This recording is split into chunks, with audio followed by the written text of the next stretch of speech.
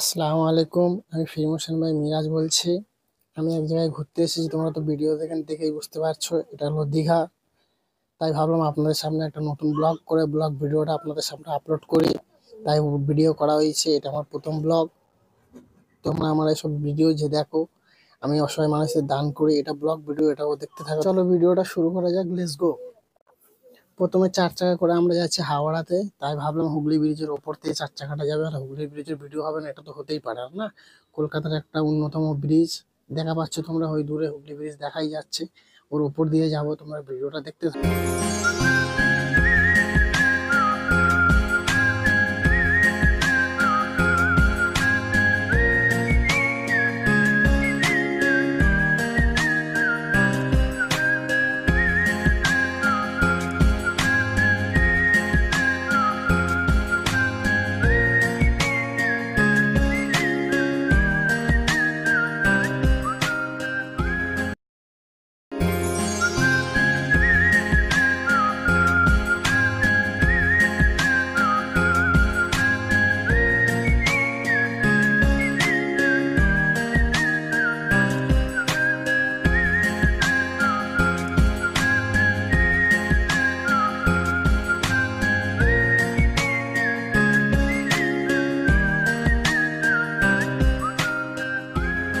চলো স্টেশনে চলে এলাম, হাওড়া স্টেশন তোমরা দেখাই পাচ্ছ। সেই পুরনো যেমন সেই লাল কালার, আজও সেই লাল কালার আছে। আমরা পৌঁছে গেলাম খুব জলদি। আমাদের ট্রেন আছে 3টেতে, তাই দুপুর দুপুর আমরা চলে এলাম কিছু না খেয়ে। এই পর্যন্ত, দেখা যাক ভিতরে গিয়ে তারপরে দেখাই হবে কি আছে না আছে। ভিতরে চলেই এলাম। চলো চলে এসে গেছি ভিতরে, একটুখানি ভিডিও বানাচ্ছি, সময় তো যাচ্ছে। ট্রেন তার উপরে আধা ঘন্টা লেট আছে, ট্রেন এখনো আসেনি, তাই ভাবলাম আপনাদের সামনে একটু ভিডিও করা যাক। ভিডিও করছে, সব মানুষ ওয়েটিং করছে, সবে মন মেজাজ ভালো নাই, কেন ট্রেন অনেকটাই লেট ছিল। আজকের ট্রেন জলদিই ছিল, কিন্তু সবাই দেখে আসার পরে এখন ট্রেন অনেকটাই লেট, অপেক্ষায় আছি। হ্যালো গাইস, শেষমেশ ট্রেন চলেই এলো। এখন বাজে আধা ঘন্টা লেট, এখন বাজে 3টে 25। ট্রেনটা গিয়ে পৌঁছাবে ওখানে 7টা, 6টা, সাড়ে 6টায় পৌঁছে যেতে, এখন তো 7টা, হয়তো লেটও হতে পারে। এবারে তোমাদের সাথে দেখা হবে দীঘাতে, চলো।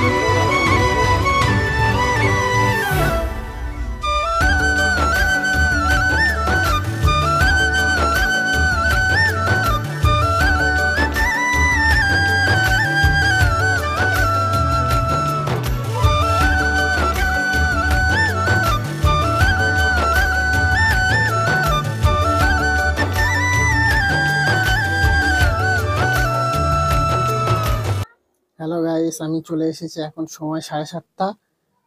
এই একটা লোককে জিজ্ঞাসা করলাম যেখানে কোন হোটেলটা ভালো, আর সব থেকে কাছে আছে, এটা হলো শান্তি ভিলা। এই হোটেলটার নাম নিল, তাই এই হোটেলটা আমরা ভাবলাম নেবো। দেখা যাক এই হোটেলটার ভিতরে কেমন কি আছে, কত টাকা নেয় এক একটা রুম। চলো এই ভিডিওটা তাই ভাবলাম আপনাদের সামনে শেয়ার করি।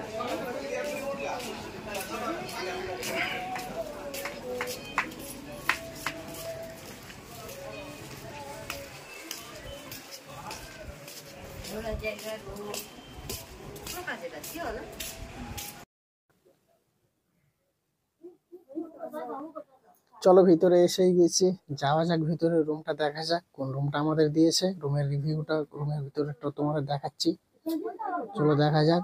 5তলা রুম বিল্ডিং রয়েছে, যে কোনো রুম তোমরা নিতে পারো। উপরে রুম ব্যালকনিও পেয়ে যাবে, নিচে রুম ব্যালকনি নেই। পয়সাও তোমাদের খুব কম দাম, নন এসি রুম। তোমরা রুমটাই দেখো, তারপরে পয়সার কত হবে ভাই আগেই বলে দিচ্ছি। এক সপ্তাহের বড় কথা, এখানে বার্গেনিং চলে, ফিক্স রেট না, ওরা বলবে কিন্তু ভাই বার্গেনিং চলে। রুমের ভিতরটা তোমাদের দেখাচ্ছি, চলো দেখা যাক। দেখতেই পাচ্ছ ভাই কত সুন্দর একটা রুম। চারজন, এক একটা রুমে চারজন থাকতে পারবে। টিভি, এসি টোটাল কমপ্লিট আছে। ওয়াশরুম টোটাল সব কমপ্লিট, পুরো ফল সিলিং করা, চারিদিকে বাতি রয়েছে। এটা নন এসি রুম, এক একটা রুম নিচ্ছে 800 টাকা। এসি রুম যদি তোমরা নিতে যাও 1200, 1400, 1500, 2000 টাকারও রুম আছে, সুইমিং পুলের সাথে পেয়ে যাবে। টোটাল কমপ্লিট আছে, এখানে কোনো চিজের কমি নেই।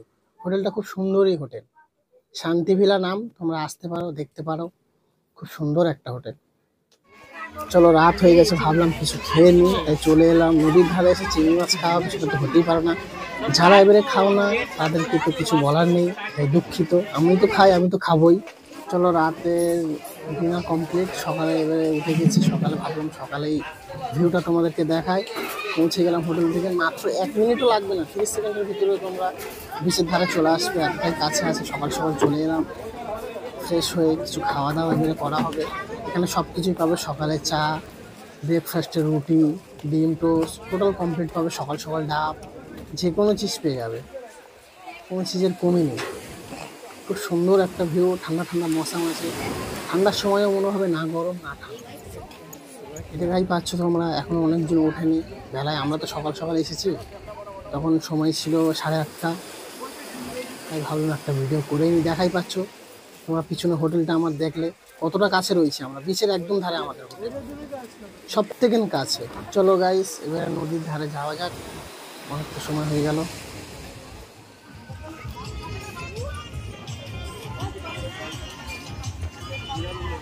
এসে গেলাম নদীর ধারে, তোমরা দেখাই পাচ্ছ কতজন নিচেতে নেমে গেছে। আমরা অনেক লাস্টে এসেছি তো, তাই ভাবলাম দেখি। সকালের মৌসুম, সূর্য ওঠেনি, তাই একটু আধার আধার মনে হচ্ছে।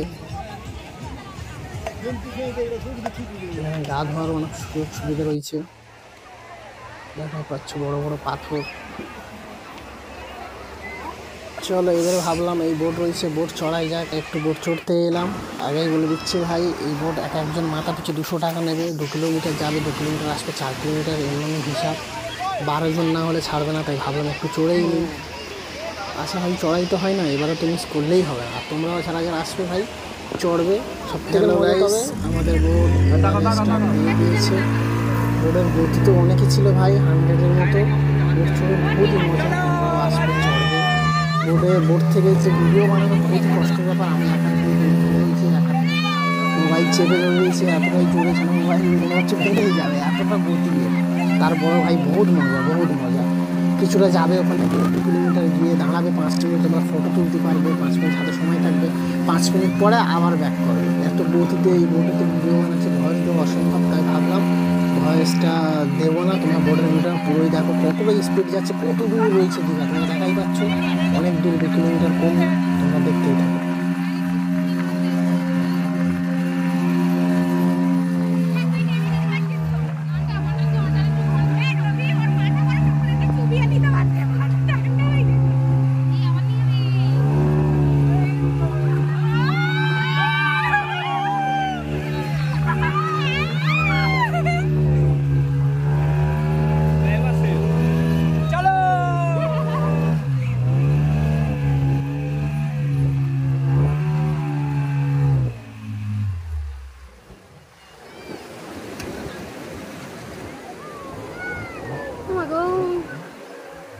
এই বলছে আমি একা ওই মালটা ছোড়বো, তোরা চলে না ধরি ওই যে মালটা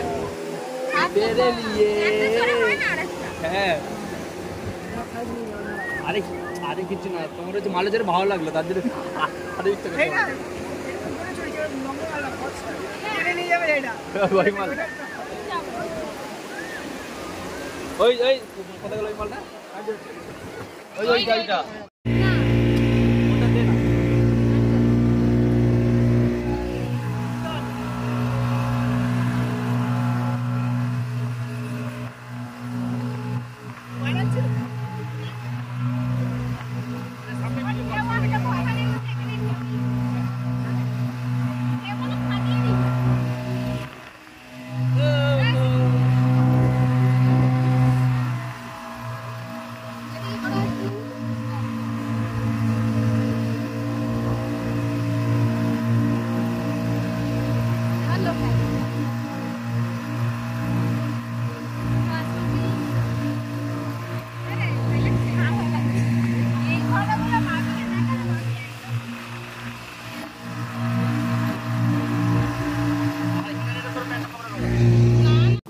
হ্যালো গাইস, আমার ভিডিওটা এখানে আমি শেষ করলাম। আমি তো ব্লগ ভিডিও করি না, আমি দীঘায় এসেছি, তাই ভাবলাম একটা নতুন ব্লগ ভিডিও করে আপনাদের সামনে শেয়ার করি। তো আমার পুরানো যে ভিডিও আমরা করি অসহায় মানুষদের পাশে দাঁড়ানো, সেই ভিডিও আমার আমি এক জায়গায় এসেছিলাম, তাই ভাবলাম একটা ব্লগ ভিডিও করে নিই। ব্লগ ভিডিও জানি না ঠিক মতো করতে পারি না আমি, কেন আমি ব্লগ করি না। আমি অসহায় মানুষদের পাশে দাঁড়ানো, সেগুলো তো আপনারা যারা তো আমার ভিডিও দেখেন সবই জানেন। তারপরে আমার নতুন ভিডিও 2-3 দিনের ভিতরে আবার নতুন করে আপলোড হতে থাকবে, কেননা আমি এসে গেছি, আমার ভিডিও আপলোড হয়নি। তার কারণ হচ্ছে আমি দীঘাতে গিয়েছিলাম, এই কারণে আমার ভিডিও আপলোড হয়নি। নিজেরও ভালো লাগছে না ওই ভিডিও না করতে পারার কারণে। তো আমি ওই ভিডিও আবার আপলোড করবো, তোমরা দেখতে থাকবে। যেমন আমার পাশে রয়েছে লাইক শেয়ার করবে, যেমন আমার সাথে রয়েছে সাথে থাকো, তোমরা সাপোর্ট করো। আমিও আগে বাড়ি, তোমরাও আমার সাথে আগে বাড়ো। এখানে ভিডিওটা শেষ করলাম। আসসালামু আলাইকুম।